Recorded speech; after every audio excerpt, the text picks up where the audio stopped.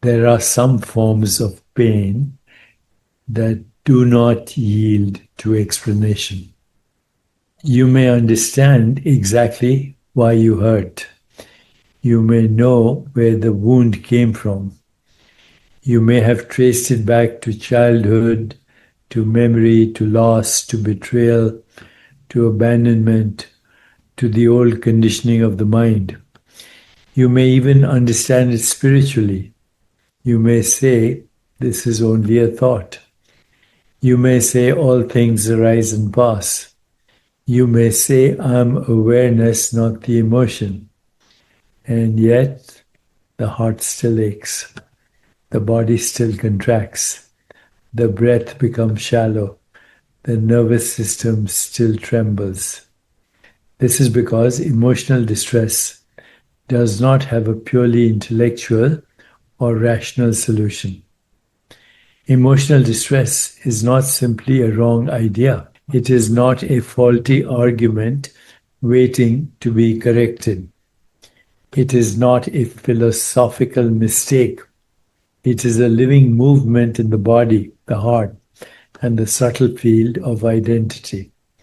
It is something in us asking to be felt, witnessed, and held. The mind wants to solve pain. It wants to analyze it, name it, explain it, categorize it, diagnose it. I know that as a physician, and transcend it. And sometimes the mind does help. The mind can say, this feeling is real, but the story around it may not be true. The mind can say, I feel unworthy, but that does not mean I am unworthy. The mind can say, this fear belongs partly to the past. The mind can say, the pain is asking for compassion, not judgment. This is the rightful place of the intellect. It clarifies, it discriminates, it helps us see the difference between feeling and fact. But the intellect cannot complete the healing by itself. The mind can point toward the wound, but only presence can hold it. A child who's afraid in the night does not need a lecture on the non-existence of monsters. The child needs warmth. The child needs a loving presence. The child needs to feel safe. Only after safety returns can explanation be received. And so it is with the child within us. The wounded part of ourself does not heal because we shame it with spiritual knowledge.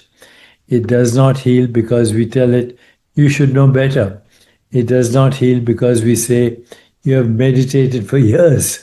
Why are you still upset? It does not heal because we repeat, there is no separate self, while a frightened part of the self is asking to be included. The wound does not need to be defeated. It needs to be met. There's a difference between insight and integration.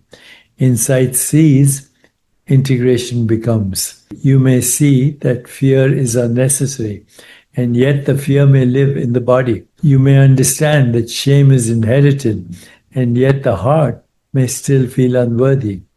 You may know that grief is natural, and yet the loss may still break you open. You may believe that all is consciousness, and yet the body may still tremble with loneliness. This does not mean you have failed. It means that understanding has not yet become embodied. It means that the truth has touched the mind, but has not yet fully entered the nervous system. Healing requires a deeper intelligence, the intelligence of breath, the intelligence of sensation, the intelligence of silence, the intelligence of compassion, the intelligence of awareness. Awareness does not argue with emotion. Awareness does not say to sadness, you should not be here. Awareness does not say to fear, you're irrational. Awareness does not say to grief, you're taking too long. Awareness allows. Awareness includes. Awareness holds. In awareness, and emotion becomes a wave. It rises, it reveals itself, it moves. And when it is no longer resisted, dramatized, or exiled, it begins to dissolve back into the wholeness from which it came. This is not passivity. To sit with emotional pain without suppressing it, without indulging it, without becoming it, and without escaping it is one of the most courageous acts of human life. It is the middle path, not repression, not obsession, not bypassing, not drowning, simply presence. The spiritual path is not an escape from feeling, it is the end of exile. Fear is not outside awareness. Grief is not outside awareness. Shame is not outside awareness.